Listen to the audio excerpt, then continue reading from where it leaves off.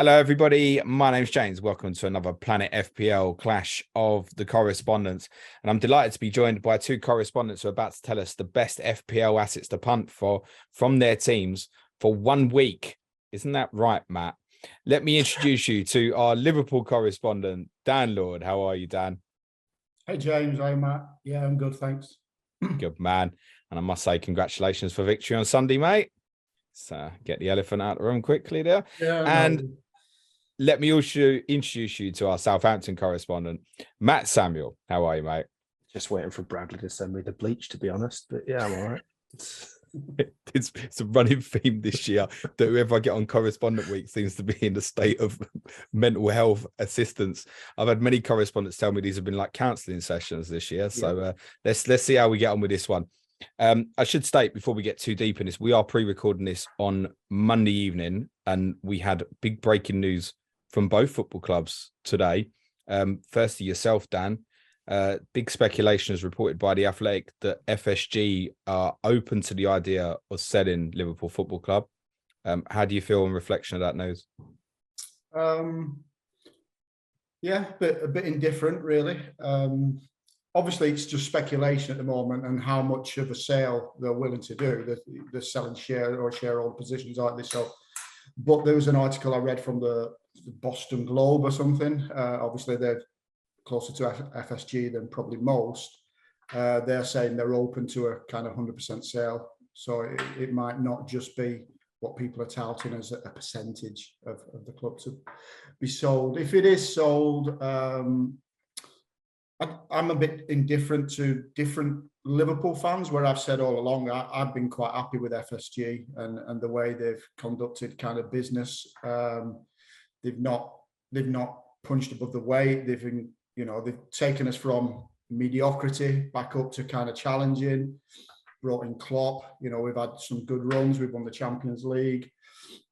We've won the Premier League and got to the finals and been pushing City close all the time.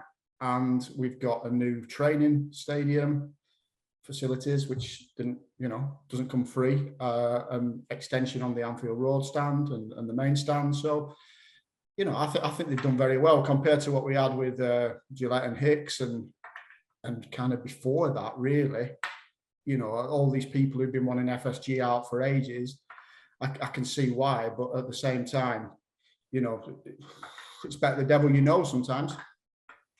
Yeah, I think that there's a couple of reasons why Liverpool fans probably want a change.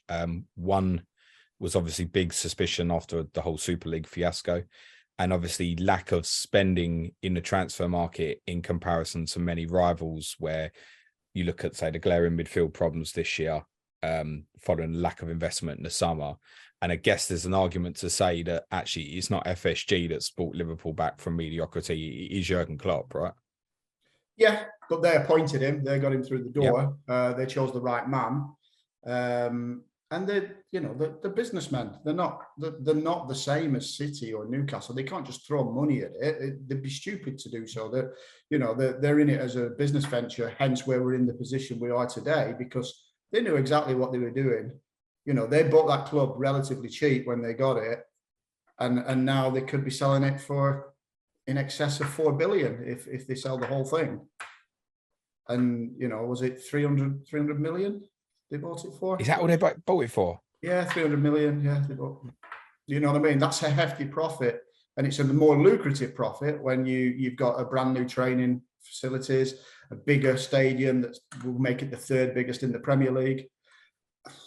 And I think they've seen their arse and also know they can't compete with City and probably Newcastle in years to come with the financial power they have. We often ask correspondents on this pod, like, what do you want in terms of a new manager? I'm probably going to ask Matt that in a minute. But what do you want from new owners? It's a difficult one. Like, do you have a vision of what kind of owners you'd want to come in? Do you want something that's British? Does it, because of Hicks and Gillette before, that the fan base is very much against perhaps, say, American ownership going forward, do you think? It's probably likely to go that way, or maybe China or the Middle East. And if it's worth that much and someone's going to invest that much, it's going to be a little toy, a bit like the Abu Dhabi toy in Manchester, I think, for somebody, which is what I ideally don't want. I'd rather have someone who's passionate about the club, and homegrown preferably, but that's probably not going to happen. I'm happy with FSG. Regardless of what they can or can't spend or do or don't spend, we're never going to compete unless we have someone who owns a country, basically. But you have, Dan. Yes, but that's come to an end, hasn't it? I mean, Has it? You've had a blip. Well, it is a blip. The form is a blip, but it can't last forever. Before it was City and all the clubs are growing stronger around us and investing more and more money, and other people will be wanting to buy these clubs. And in order to stay at the top, we're only going to be able to do that if somebody with a lot of money comes in and buys us and wants to do the same as the City owners have done. Matt, just bring you in as a neutral on this. Where do you see that with respect, someone not challenging for titles? Yeah. Sorry, mate. Where do you see Liverpool in the sense of, do you think they've got to go down the route where they need investment to come in, where they've got to be a certain vehicle that spends similar money to City, for example? Or do you think that part by reputation, being smart in the transfer market, the size of the football club and its history, that it can continue to compete at the top level? I don't necessarily think it needs the money that, say, Newcastle or City have got. Like, Liverpool have got the reputation, and I guess you've only got to look at Arsenal to an extent. They've been smart in the transfer window, and they're not exactly owned by someone that owns a country, for instance. They've gone about their business over a period of years. They've rebuilt with Arteta, and they now look like genuine challengers. And I guess that's the last time you get an invite on. Someone else, please, mate. Yeah, it's true though. But I just think, particularly, I suppose, that midfield of Liverpool, I guess what you've got there is you need a rebuilding job at the end of the day, and that's not going to come quickly, even if you get new owners with, billions behind them. But yeah, I personally think from the outside, Liverpool's reputation stands for a hell of a lot, whereas it takes someone like Newcastle a lot of work behind the scenes to get anywhere near where you guys are. Yeah. Fair. Do you think, Dan, they're looking for a potential quick sell? Have they decided they've got to get out, or because of the recent run and kind of growing calls that it's their fault rather than Klopp's? Maybe just testing the water, maybe seeing what happened with Chelsea just recently, and I think ideally they wanted to go down the Super League route. They were one of the instigators. American owners and NFL kind of style leagues, no promotion, no relegation, same teams play each other a couple of times a year. That's what their vision was. That's what they saw as the massive income, and how to make it more profitable. But obviously that didn't go through and met a lot of opposition, and will continue to do so. So I just think they might, let's see what's out there, and whatever they do, they're going to make a massive profit, aren't they? Yeah, interestingly, obviously United had a really bad start to the season, and it was really noisy around there. You've had a little spell, and now it's noisy around you, for example. I think there might be a little bit of that. What's interesting is obviously the value of clubs like yourselves and United now is so monstrous that, I mean, what sort of money do you have to have in your back pocket to even consider buying the football club? I mean, being a billionaire is not enough to buy Southampton anymore, really. To be competitive, you need to be kind of at sort of 5 billion and above, and that's the sort of price it's going to cost you to buy Liverpool. So very limited in terms of the market. I think, yes, it'll be very interesting to see what happens. Matt, obviously at time of recording, your manager got dismissed today, which I think is quite sad that Ralph Hassenhuttl lost his job, to be honest. What's your reaction, mate? Yeah, I completely agree. I've been a good advocate for him the last almost 4 years now. He's done a hell of a lot from the club. He came in at a difficult time. He obviously secured Premier League safety, brought a particular style to the club, particularly after the likes of Pellegrino, Puel, Hughes. We were in disarray at the end of the day, and he came in with a vision and managed to really kind of enthuse the players that we had, bring in some talent, grow it particularly from the youth, and the fans got right behind him. I mean, we had some great days. I was away at the away game at Liverpool, for instance, and that is a memory that will stick for a lifetime. And League Cup semi? Yeah. Yeah. And I'm not a huge fan of anyone, and there aren't many, but I'm not a huge fan of those that are saying, "Oh, thank God he's gone," because the man's done a lot for us, and we're not exactly the biggest club in the world. I think the time is right, and it's been right for probably a number of months. But that's not to say that I'm not thankful, like, for everything he's done under very difficult circumstances. He did a really good job. When we last spoke, it was about 5 or 6 weeks ago with yourself, you said it was the first time you'd be very open and ready for change. Yeah. Do you reflect on that any differently now? No. I think perhaps we could have and should have made change earlier. There's been, obviously, clearly stuff's getting leaked from the club through the articles that were coming out 2-3 months ago to articles that are coming out today post, his sacking, which I think is a real shame.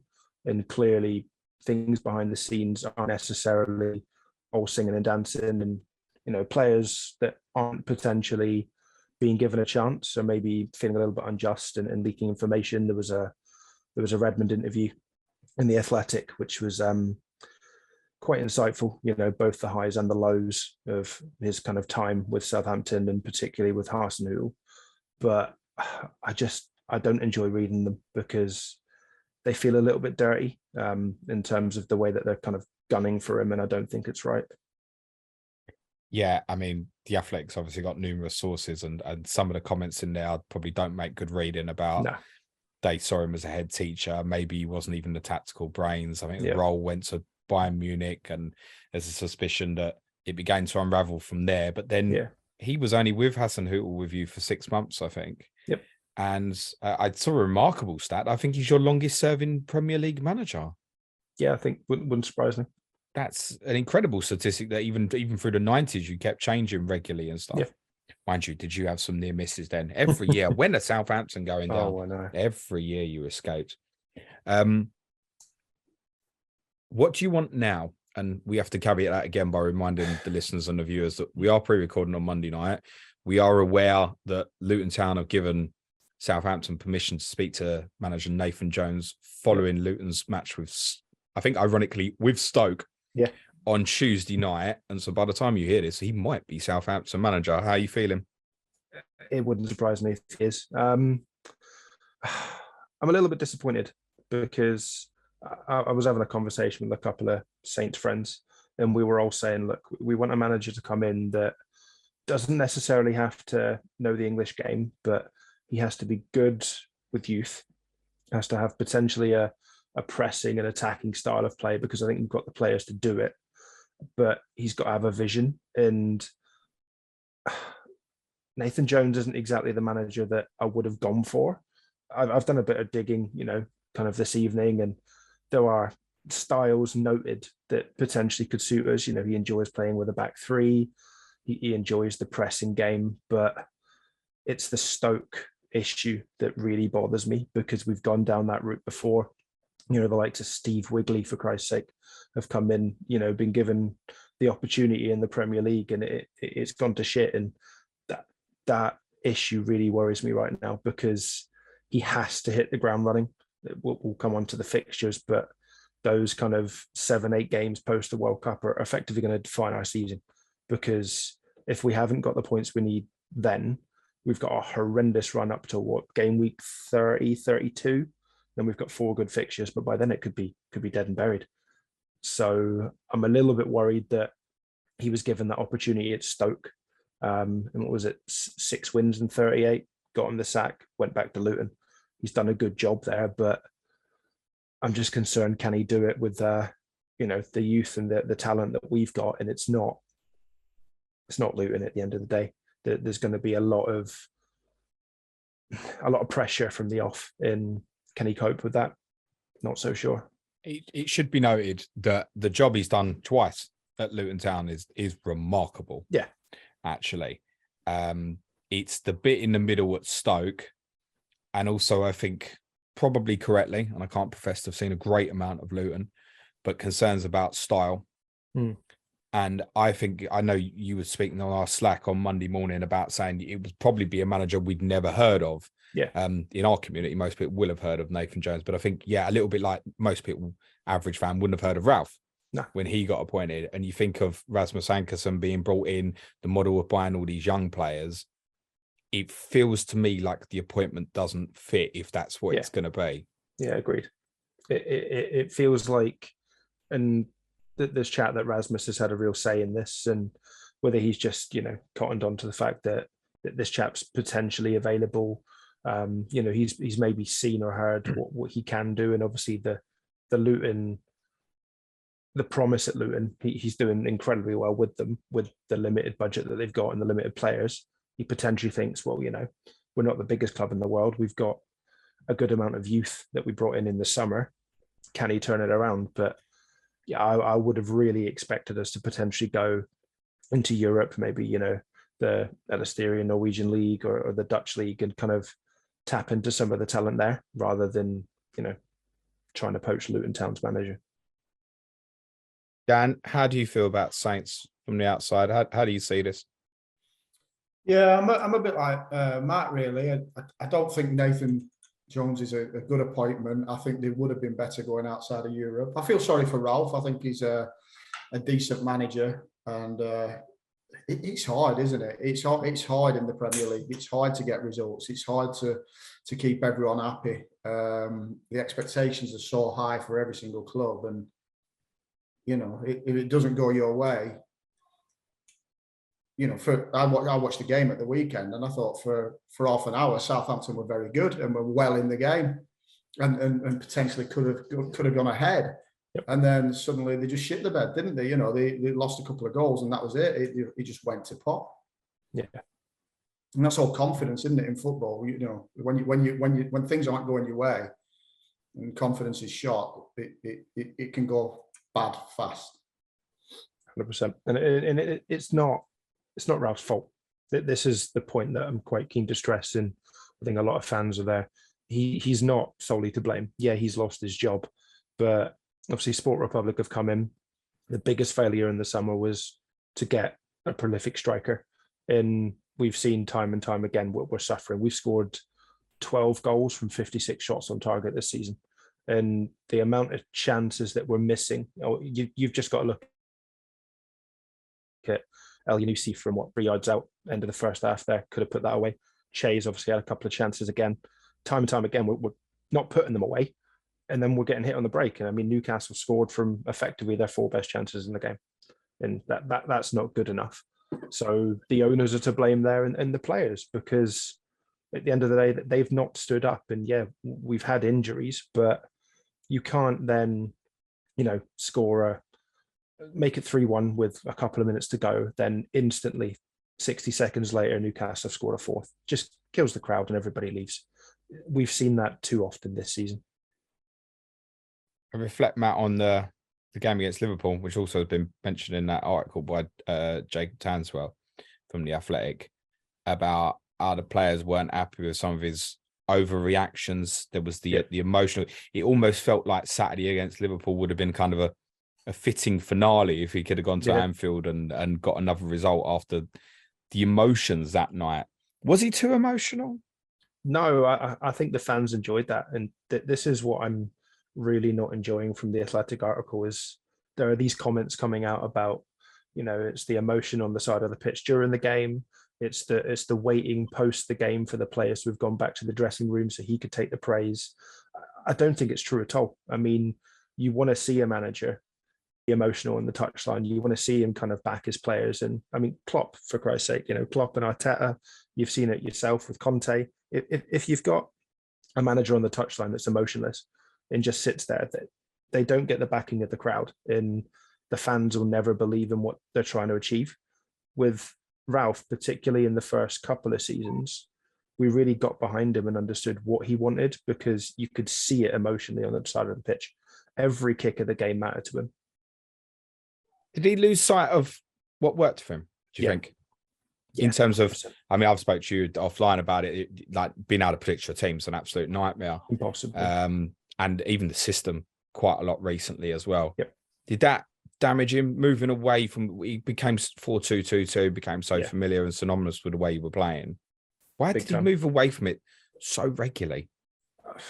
It's almost as if he felt the players that he had weren't capable of producing it for 90 minutes. And I think he's commented on that in the past, that, you know, that was a big issue for us conceding late in games, was the energy just wasn't there for the type of pressing football that he wanted to play, and that was so successful in the first couple of seasons that we had. And it was almost like he tried to tweak things to adapt to that. And then during obviously pre-season, it's the first time we've seen we've really gone to three at the back. That kind of didn't work for the first couple of games this season, quickly reverted back to the 4-2-2-2. And then suddenly we're back to, 3-5-2. And it just feels like he was trying to always chase a game. And then the other issue would be if something was successful in the second half of the previous game, particularly say the Arsenal game, we use exactly the same setup then going away to Palace. And that tactic and the team that he picked wasn't right for that game. But because it worked in the second half, he thought, all right, I've got something here, and he stuck with it. And I think that was definitely to his downfall. Dan, are we seeing an evolution in Liverpool system? We've obviously, for yourselves, seen 4-3-3, such a regular and a constant for Liverpool. And we've seen lots of slight variations recently. Is something similar happening with Klopp and Liverpool? I think a lot of it is just to try and plug the gaps, to be honest. It's not really worked. I think he's just tried to make us a little bit more compact. And personally, I don't think the 4-4-2's worked very well. I think the 4-3-3 does suit us better, but not with the personnel we've got. Nunez is no use out on the wing. He's got to be down the middle. And I said it on the last podcast, as good as Elliott had been, it does make it difficult defensively with Elliott in the three. I really do think so. So I don't know. We need bodies back. I think 4-3-3 is still our best formation, but needs most. We were so leaky and so, I don't know, there was gaps behind the midfield, in the pockets all the time, partly just because of poor performances from the players in there. Fabinho particularly has been shocking. People are saying he's had a couple of better games just recently. Better, yes, but still nowhere near the Fabinho we had the last few seasons. At least he's putting tackles in and making a nuisance of himself just recently. Bit like a headless chicken, if I'm honest, but at least it's making a little bit of a difference. I don't know. I think it was more to do with the personnel we had available and just trying to tighten it up a little bit. Is there one thing that you can pinpoint and think this has been the big problem? Is it a team? Probably it's obvious to say it's a team problem, but is there certain individuals? VVD's been highlighted. Trent, you've mentioned obviously Fabinho. Is there something specifically that has caused all these issues that you've had? I think what I said last time when I came on, I think there's a lot of mental fatigue there. I think coming so close last year and then coming away with the two shittest trophies you wanted out of the four, if we're honest. Yeah, me and Matt have one each if you're not bothered, mate, like, honestly. But you know what I mean? And I think it took a lot out of the players, and it was a little bit like, it takes a monumental effort for us to get that far and that close. And then, like I said earlier about the takeover, we just can't compete with City. I know you're saying we can't. We just can't. We're never going to put in back-to-back seasons like we have done. 90 whatever points isn't good enough. When you say can't, do you mean longer term, as in a 10-year vision? Or 2 or 3 or 4. We've seen this Titanic from the last few years, and Matt does raise, as much as it annoys me, a good point about Arsenal and smart transfer business. Arsenal will slip away. Arsenal will slip away. I fucking hope so, Dan. Yeah, they will. They've looked very vulnerable in games recently, I think, and then they've turned it around. They played a poor Chelsea side yesterday, and as good as they look going forward, I do think all they need is a couple of injuries. If you look at Liverpool, for example, I don't think we've had the same starting 11 for any Premier League match. I think Arsenal have had the same starting 11 for probably 90% of them. They missed Partey for a few matches and Zinchenko. Other than that, It's been Saka until he got injured with Jesus and Martinelli. It's always pretty much been Odegaard and Xhaka, and the back four, apart from, like I said, the left back, Saliba and what's his face, Gabriel have played every single game. Why that consistency of having the same personnel makes a massive difference. And although Matt alluded to earlier and said, no, it's no longer a strongest or best 11. You still need a core that you can rely on every week, and then 4 or 5 are interchangeable. And Arsenal have had that. And if they continue to, avoid injuries or long-term injuries, then they'll be there or thereabouts. So City will win it. There's no doubt in my mind whatsoever. Konate, is that a big difference? Yes. Yeah, not necessarily Konate, Matip as well. Just not Gomez, please. Especially when Trent's been so bad defensively, and that's his side, the right centre-back. I thought Konate was really good against Tottenham yesterday. I thought Virgil was good as well, to be fair. Fullbacks I didn't think were that good, but the centre-halves defended really well. And since I slated Virgil last time I was on, last couple of games, he's been a lot better. Are the fullbacks playing with a handbrake on?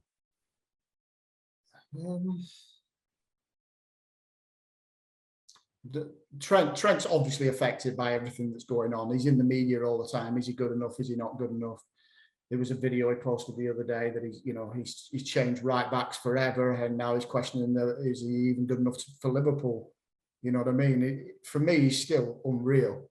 Yes, he's defending. He's not as good as it should be for a right back, but he can do things with a ball that very few other players in the world can do. And he's affected. He's definitely affected. He's a young lad. I think it would be fair to say, to be honest, and it does feel a little bit unfair that he does get. I think he gets singled out because exactly what you said. I mean, the one pass he made against us in the first one was ridiculous. It was like nearly pass of the season. He's hit this thing like a shot. It's gone like 70 yards, pinpoint. My God.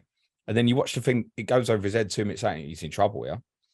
And I think that's why. I think it's because Trent is so aesthetically pleasing, and probably within our community as well, because he's been such a staggeringly brilliant fantasy football asset that we even look at it even more within our own walls, if you will, I think.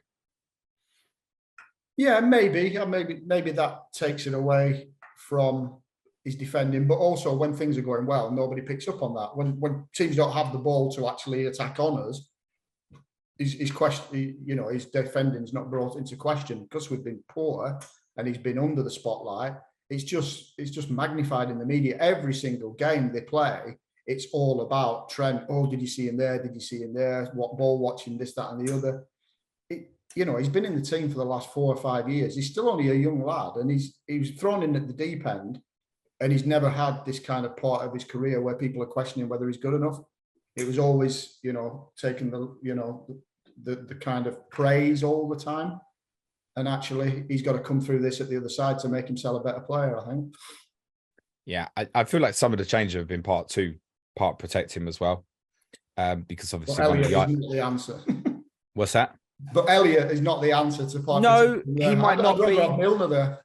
He might not be, but then you look at the profile of that midfield three, and I mean, I even referred to it on Monday's podcast. One thing that did strike me in comparison to say how Newcastle defended a 2-0 lead against us was I did feel they were in control.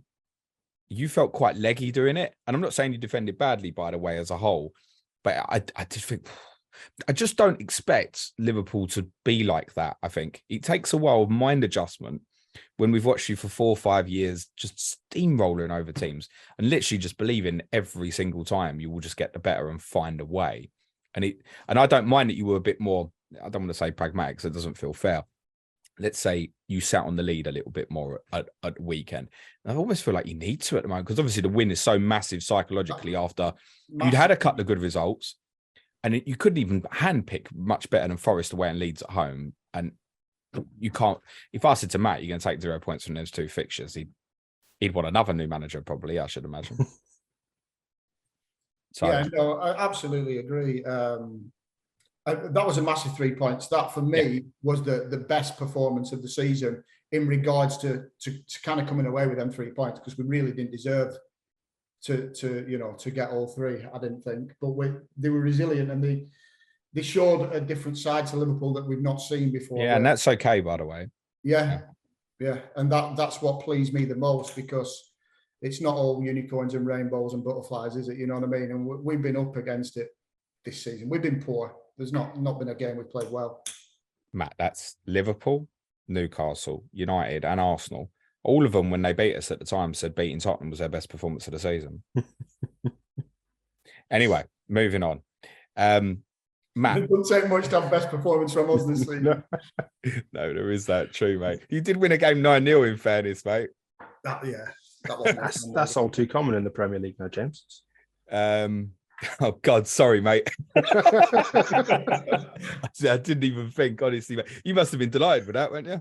Yeah, absolutely. What was the 10th? Matt, how do you feel about Liverpool's fullbacks? Partly as much from a fantasy as a real life perspective. I mean, I'd have them. Goes without saying. To be honest, Matt, I'd have yours, mate. Yeah, that's true.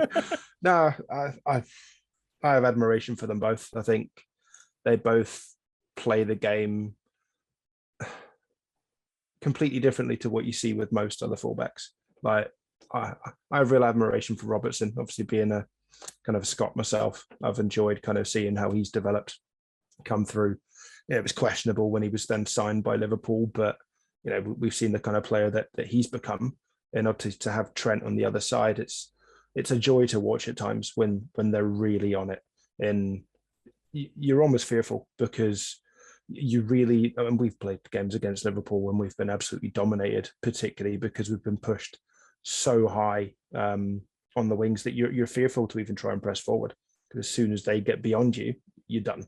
And the link up between Trent and Salah, for instance, Robertson had a period this season where I think every ball that he put in just seemed to be tapped in. So for me, they're both exceptional players. I get why Trent particularly is questioned, but I also think part of that is the English media. They're not the best at dealing with their own players, are they? At the end of the day, you don't have the same thing for Robertson. And if Robbo goes through a poor period of form, there isn't the question about his performances, and you definitely don't see it both in the English media and the Scottish media coming down on his performances. He might be dropped from the squad and Simicast might come in for a game or two, but it's not a big thing. As soon as Trent's missing, that's it. It's headline news. Which one have you got in FPL at the moment, Matt? Neither. Dan? What fullbacks? Yeah, Trent and Robertson. Neither. I took a -4 for Trent 2 weeks ago. Yeah, no. No. So, I mean, I know I'm critical of him, but did I just lose my head there, mate? Okay. But it's unbelievable, isn't it? I mean, we're coming to this week. If people are sitting there with 3 million in the bank for whatever reason, surely you consider them for one fixture here, don't you, Dan? If you haven't got 3 Liverpool. I don't have any confidence in them, James, to be honest, to keep a clean sheet. So, no, not really. Can we get attacking returns from them? Possibly. Before, you had that kind of safety of there's a good chance of a clean sheet here, and whatever we get from an attacking return is a bonus. I don't think we have that, definite clean sheet, even against Southampton, who were struggling themselves for goals. But, it wouldn't surprise me if we, conceded one. Matt, if that's on the table, if you're sitting there with 3 million in the bank, are you thinking, oh yeah, I'll punt Trent or Robertson for a week, or are you thinking I'll get Almiron, bad example, up to an 8 million midfielder or so? What are you thinking? I'd probably, if I had the money, I'd punt Trent or Robbo. Personally, I think you're more likely to get attacking returns against us. Yeah, we could potentially bag a goal, but away at Anfield, I'm really not hopeful. I can see particularly with the change in manager, who knows going to be there at the weekend, whether it's going to be Nathan or whether it's going to be Sellers. I know he's taken interim charge for the midweek game. He could well be there for the Liverpool game, and then they give Nathan the kind of winter break to work with the squad before jumping in on Boxing Day. So I wouldn't be surprised if it's an incredibly comfortable win in a clean sheet for Liverpool. Would you, for those who were looking to invest in Liverpool assets, Matt, would you say that the change of manager should put them off, or is it just business as usual, do you think, because of the fixture? I guess the new manager bounce is always a thing, isn't it? And it would be interesting to see how the players come out at the weekend, and whether they come out with a point to prove. Say there's a few changes to the squad, which happens week in, week out with us, but say there's a few players that are potentially given a nod at the weekend. If Ruben's still in charge, then he throws them in. I'd be really keen to see how they perform and whether there's just that extra 10% that they give. I think Lavia could make a big difference. Obviously, he came in for the last 60 minutes. I think 60 minutes was probably more than what they wanted to give him, but given the injury to Larios with a change in system, and Lavia came on, so he could be quite key to potentially stemming some of that Liverpool press, particularly through the middle. If it was, say Diallo in there, I'd be worried, but Lavia seems to be the right place at the right time quite often. It does seem remarkable that you might have a new manager does his first game at the weekend, then doesn't do another one for over 5 weeks. It does seem very, very bizarre. I think what could be key is if we beat Wednesday, then we've obviously got the game before the league kicks off again, in the next round of the cup, and not a lot of our players are going. So that could be quite crucial, potentially work with them over the World Cup. And if we've got that game before most other Premier League teams will have one, that could be really, really helpful going into that Brighton fixture. So Dan, having taken that -4 for Trent, I think they're doubling down, and I might buy Canate and go double Liverpool defence this week. I'm gonna give you the one-word question that I hate the most. Thoughts? If you're confident Liverpool will keep a clean sheet, I'm confident Konate will start against Southampton, unless some kind of phantom injury comes up. Gomez will play midweek, I would have thought, and I think Trent will as well. Depending on how they play midweek, Tsimikas could come in against Southampton. Depending on how, I think, looking at what the formation is and who, the personnel against Derby midweek. If Robertson plays any part in that game and Tsimikas, share the kind of left back role for a 60-40 kind of time, Tsimikas could start. So I think it'd be a bit risky to bring Robertson in. As I'm saying it today, obviously after the Derby game, we'll know a lot more. But potentially, because he's done all right as Tsimikas when he's come in, and Robertson did really well. He played really well against Napoli, but I didn't think he was great against you boys. It would seem bizarre if you played any of that. I'm just assuming you can play full kids against Derby, haven't you? I would have thought. I mean, obviously, this is going to go out after the game, so it's barely worth talking about. But I'd be very surprised if the likes of Robertson played minutes in that game. I'd have thought. I don't know, because he's still trying to get some confidence in bodies, isn't he? I hear you. But then it's tight turnaround, isn't it? Tottenham Sunday, Liverpool, Southampton Saturday, and then that in the middle. But it's the personnel we've got as well. So is he going to put? I mean, he may play Gomez and Phillips, and I mean, who can play right back? Is Ramsey fit yet? Well, he came on against Napoli. He looked all right, actually. He's a big lad. I didn't think he was as tall as he was. So yes, unless he's had a setback since then. He'll play. It's a good opportunity to get him minutes, you would have thought. Yeah. And then Tsimikas, but it's the bodies, isn't it? We'll end up playing with Jones, Henderson. Kate has got another injury, apparently. That's something weird going on there. I mean, who Bisetic maybe will come in there, and then who can we play up front with no one? Nunes or Firmino or Salah, or at least two of them are probably going to have to play some part, because he played Chamberlain's false nine a little bit towards the end of last season. Yeah, I mean, he might play right side up top. Who knows? I think there'll be minutes. They'll sub. How many subs are you allowed in the League Cup? I would have thought it's 5 as well. 5 as well. So I think then 5 will be used. Okay. Matt, are you bothered about Carabao Cup? I think it's a good opportunity to get some wins and that some confidence at the end of the day. And I mean, it's we still don't stand a chance, but it's the only trophy that we even stand a chance of getting anywhere near Wembley. So I don't see why we shouldn't. I'll expect changes, but we should comfortably beat Wednesday. It's whether we do, I guess the new manager bounce might help. That could look good on Thursday morning when this goes out. Yeah, These 7 fixtures after the break, Yeah. Matt, we spoke about them a lot in pre-season. I'd said to you, as soon as I see the fixtures, oh my God, your fixtures after the unlimited period. Brighton at home, oh, that doesn't feel quite so easy. Fulham away, that doesn't feel quite so easy. Forest at home, Everton away, Villa at home, Brentford away, Wolves at home.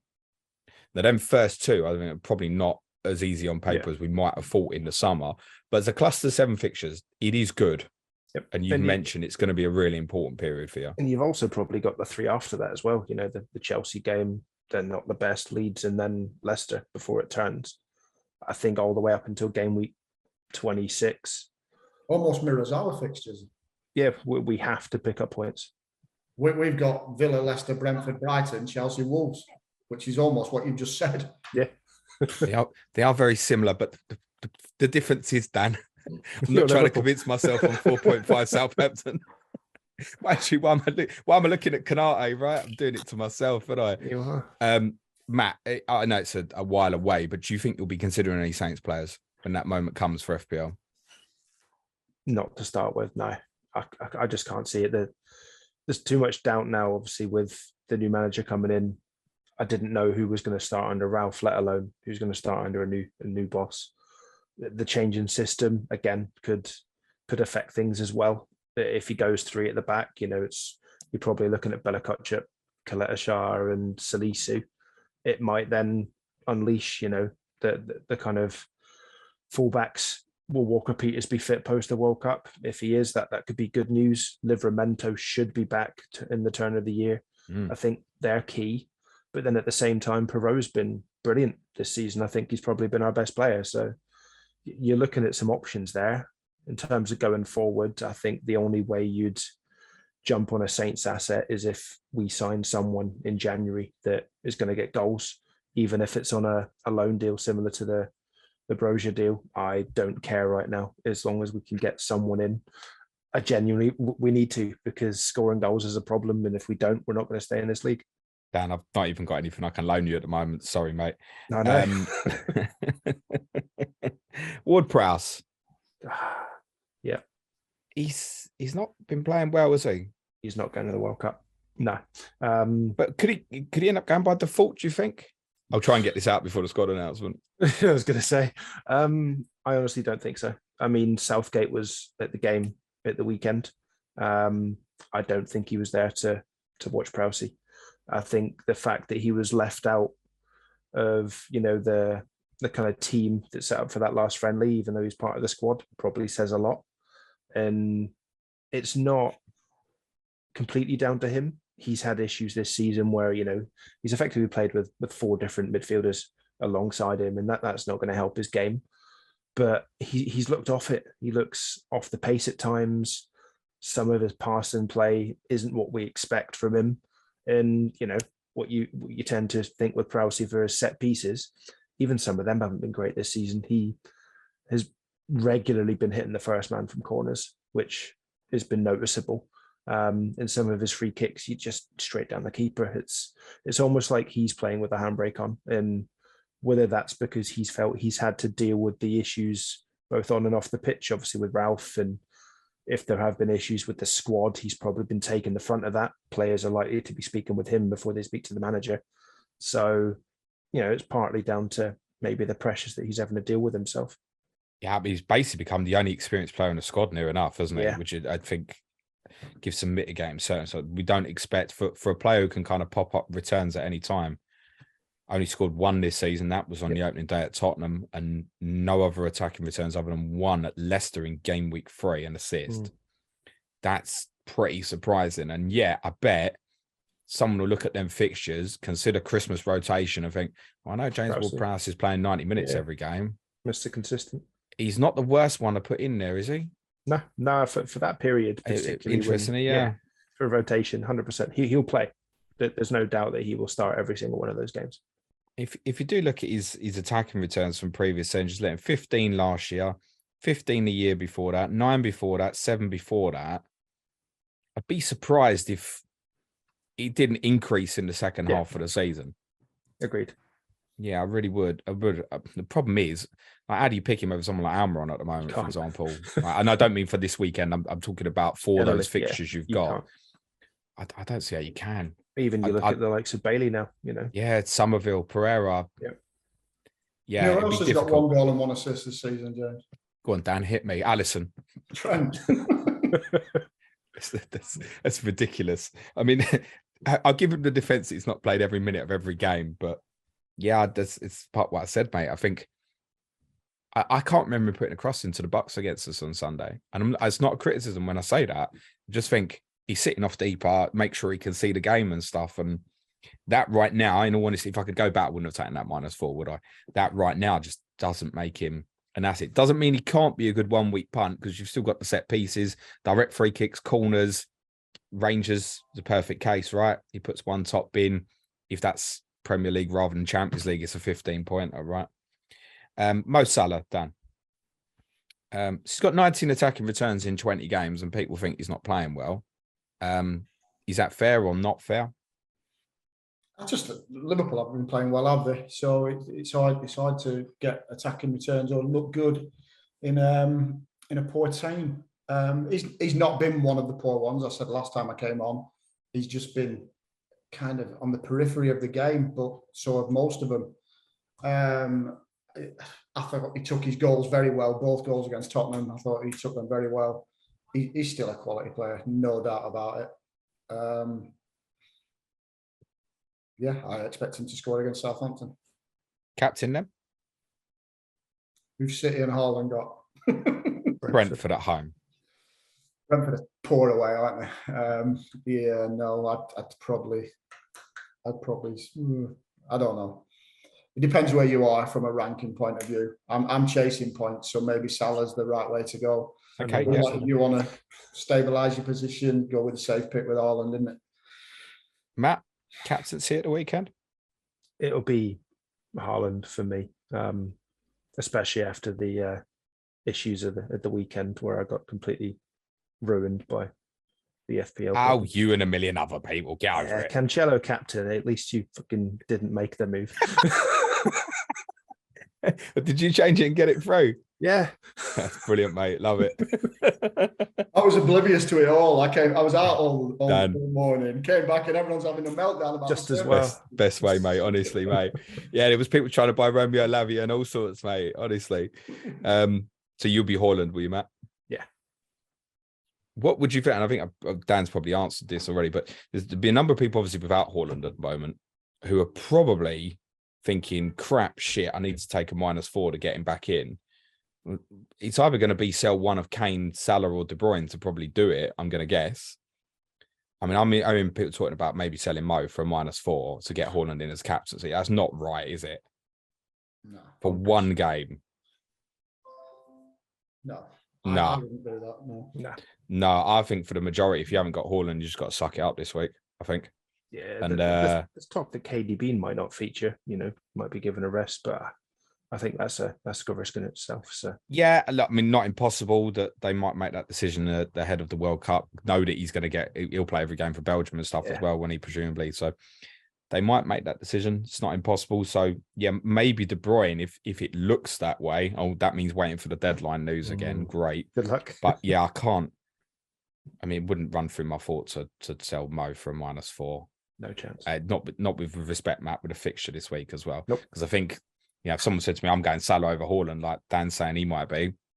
Do it. Yeah, crack on. I wouldn't have too much against that. Dan, you mentioned obviously your fixtures after the World Cup, not too bad either. But again, individually, you still think, Villa away, it's new manager now, that might be different. So that's going to be Unai Emery's second home league game. Leicester at home look a little bit revitalised now. Brentford away is much more difficult than it is at home. Brighton away is challenging. Chelsea at home, by then, they could be in a good position again. Who knows? Are they good fixtures, bad fixtures? How do you feel about them? I don't think there's easy fixtures anymore in the Premier League, really.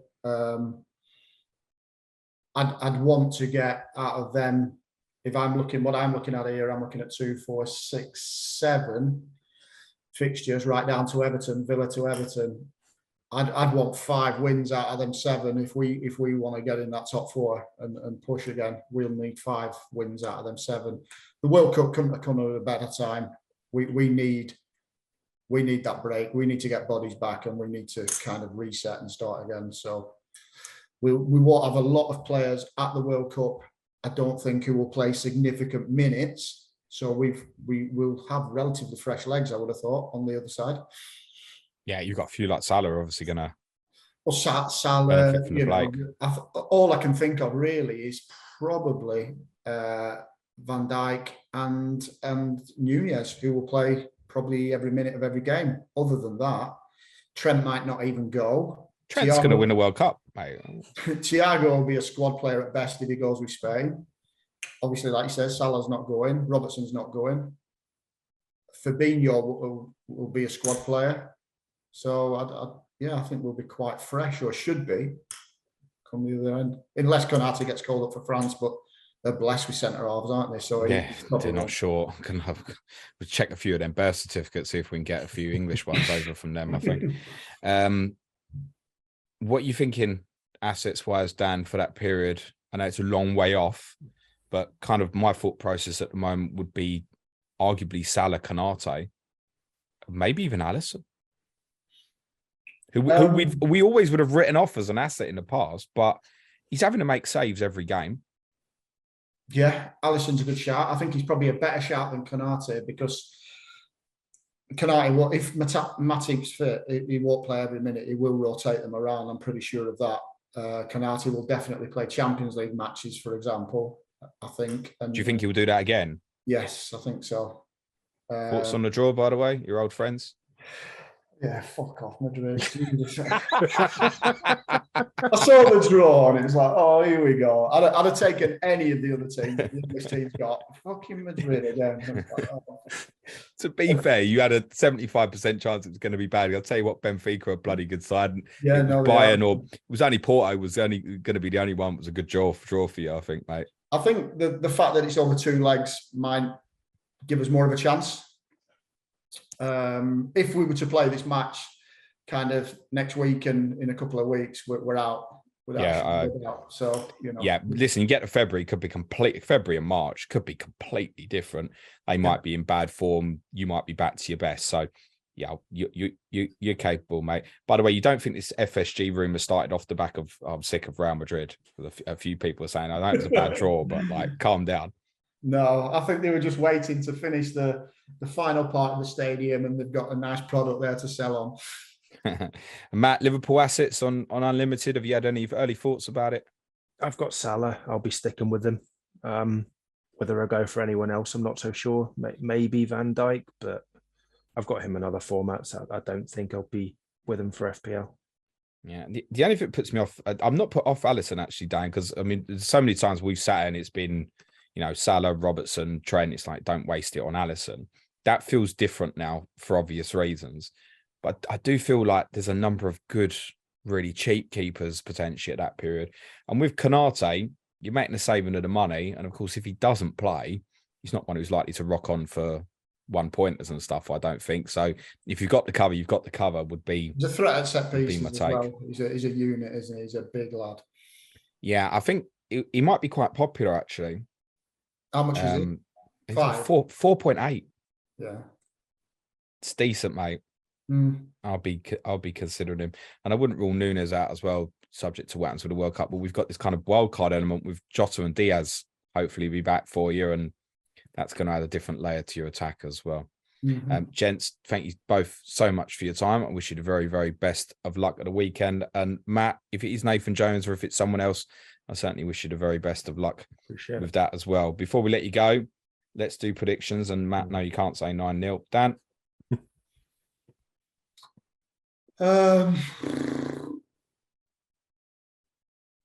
I don't fancy us for many games, but I think we might win this one. 3-1. 3-1 Liverpool. Double clean sheet by blank out when I buy Canate by the sounds of it. Cheers, Matt. 2-0 Liverpool. I was fairly confident that you were going to say a blank there, actually. Yeah, that's going to be a real big feature of January, isn't it? Getting someone in who can score the goals, or even if, you know, the likes of Elianusi and Armstrong can start chipping in properly, would be helpful as well. I'm going to go 3-0. To be honest, I think for you, Matt, it's all about what happens on the other side. 100%. And you might find, Dan, with nothing to come afterwards, that they play with a bit of freedom, maybe. Mo Salah ain't going to be thinking about World Cup on Saturdays. He's going to be thinking of going for it, isn't he? I wish you both the very best of luck. No Clash of the Correspondents next week as we build up towards the World Cup. I can confirm we will have 5 Clash of the Correspondent episodes ahead of Game Week 17. They will be Chelsea versus Bournemouth with Gary Mantle and Neil Grover, Crystal Palace versus Fulham with McTavish and Dara Cohen, Manchester United versus Nottingham Forest with Gary Robinson, Mark Southerns, Arsenal versus West Ham with Adam Pritchard and Chris Stone, and Leeds versus Manchester City with Andy Martin and Johnny Pringle. All of those will be released prior to the Game Week 17 deadline, which is around about 16 weeks away. Should you be back 16 weeks away? 6 weeks away. So, getting excited now, aren't I? Should you be back with me tomorrow to discuss the fallout of Gareth Southgate's shocking England squad announcement? And I don't think it's only going to be shocking because the names that we want in there probably won't be in there, but we'll be discussing that tomorrow. Just leaves me to say thanks again to Dan and to Matt. Cue music, please, man child.